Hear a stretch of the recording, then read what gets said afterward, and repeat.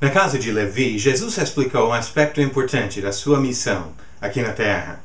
Disse em Lucas 5, 32, "Não vim chamar justos, e sim pecadores ao arrependimento." Entendendo esta missão, esse propósito de Jesus, agora vamos fazer uma pergunta. Onde é que Jesus encontraria estes pecadores que precisavam do arrependimento?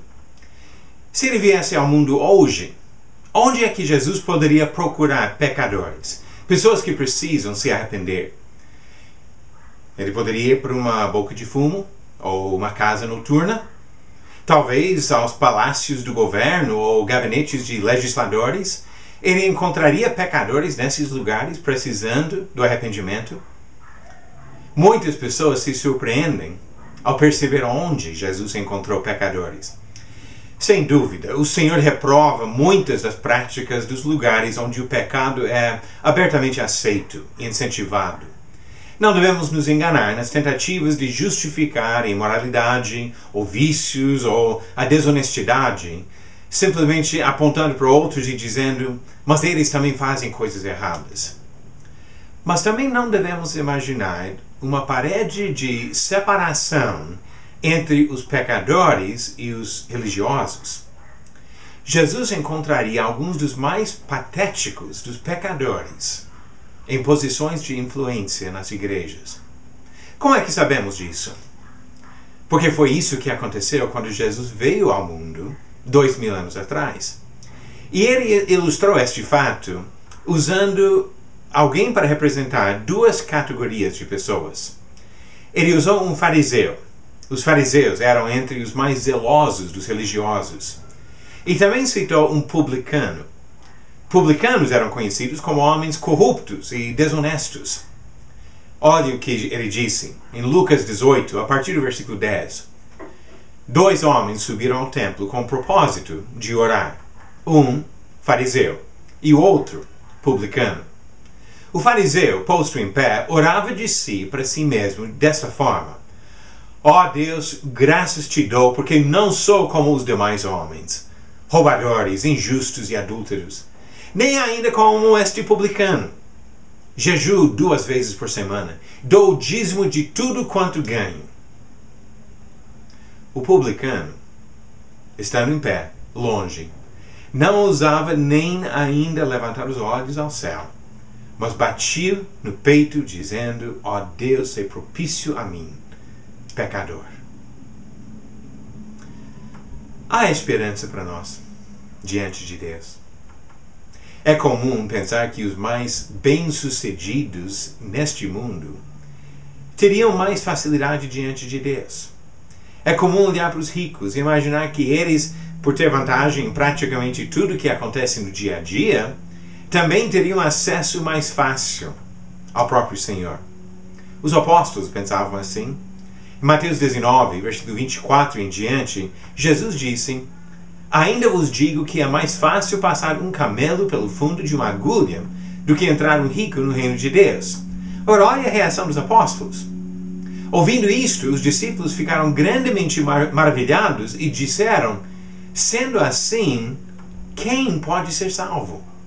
Se o rico não consegue, como que o pobre vai conseguir? Ou podemos pensar que os líderes religiosos teriam uma vantagem, que eles andam mais próximos a Deus do que as outras pessoas. Mas Jesus disse, Mateus 5, versículo 20, porque vos digo que se a vossa justiça não exceder em muito a dos escribas e fariseus, jamais entrareis no reino dos céus. Jesus viu mais esperança para um pecador do mundo do que para o religioso arrogante. O cobrador de impostos se via como pecador que necessitava da misericórdia de Deus, mas o religioso se via como um justo que merecia o favor divino. Na epístola de Paulo aos Romanos, ele batalhou contra pensamentos bem parecidos. Primeiro, ele deixa bem claro que não há dúvida sobre os pecados do mundo. Romanos capítulo 1, começando no versículo 28, e por haverem desprezado o conhecimento de Deus, o próprio Deus os entregou uma disposição mental reprovável, para praticarem coisas inconvenientes, cheios de toda injustiça, malícia, avareza e maldade, possuídos de inveja, homicídio, contenda, dolo e malignidade, sendo difamadores, caluniadores, aborrecidos de Deus, insolentes, soberbos, presunçosos, inventores de males, desobedientes aos pais, insensatos, pérfidos, sem afeição natural e sem misericórdia. Ora, conhecendo eles a sentença de Deus, de que são passíveis de morte os que tais coisas praticam, não somente as fazem, mas também aprovam os que assim procedem. Mas quando pensamos sobre as pessoas religiosas, o povo de Deus, como é que fica o pecado destas pessoas? Capítulo 2 de Romanos, começando no versículo 21, Paulo falou sobre esta categoria. No contexto em que ele falou, ele cita os judeus que tinham a vantagem da lei desde 1500 anos antes desta carta. E ele disse: Tu, pois, que ensinas a outrem, não te ensinas a ti mesmo? Tu que pregas que não se deve furtar, furtas? Dizes que não se deve cometer adultério, e o cometes? Abominas os ídolos e lhes roubas os templos? Tu que te glorias na lei, desonras a Deus pela transgressão da lei? Pois como está escrito, o nome de Deus é blasfemado entre os gentios por vossa causa. Ele falou isso aos religiosos. Depois Paulo chega à sua conclusão, uma conclusão que todos nós precisamos lembrar. Em Romanos 3, versículo 23, ele disse: Pois todos pecaram e carecem da glória de Deus. Agora voltando para Lucas 18. Quando Jesus falou aquela parábola, qual foi o contexto? Qual foi o motivo de falar sobre o fariseu e publicano que entraram no templo para orar? Propôs também esta parábola a alguns que confiavam em si mesmos, por se considerarem justos, e desprezavam os outros. Há uma lição importante para nós em tudo isso. Várias lições, na verdade. Primeiro, pensando sobre o perigo para os religiosos. O problema não foi que os fariseus procuravam respeitar e obedecer à lei que estava em vigor. Era uma lei espiritual que Deus tinha dado no Monte Sinai para os judeus. O problema foi na atitude de se acharem justos e superiores por seus próprios méritos. Mas também tem um perigo aqui para os pecadores do mundo. A pessoa que se entrega ao pecado, mesmo admitindo seu estado de separação de Deus, não deve se comparar a este publicano. Ele não sentiu orgulho do seu estado. Ele não falou: eu sou assim e assim eu vou continuar. Ele não se contentou em continuar neste caminho errado.